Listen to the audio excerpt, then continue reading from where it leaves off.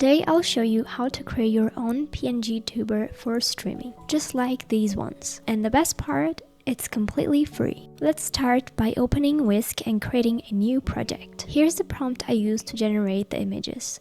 Feel free to copy it and add your own details. Make sure to change the aspect ratio to 4:3. If you don't see that option, just turn off precise reference. We won't need it just yet. Now start generating a few avatars. Play around with the prompt, refine it, and adjust until you get a design you like. That's exactly what I did until I found one that worked for me. For the next step, we'll turn precise reference back on since we'll need it to use our chosen image as a base. Drag your favorite avatar to the yellow tab. Any of these three sections will work.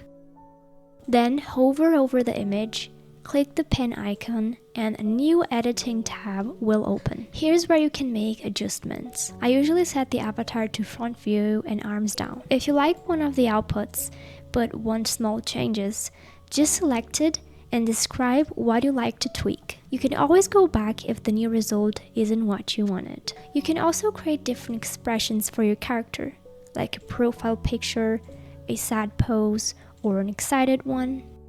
Once you're happy with the design, we'll remove the background so you'll have a transparent PNG. You can use free tools like Photo Room or Canva Pro if you have access to it.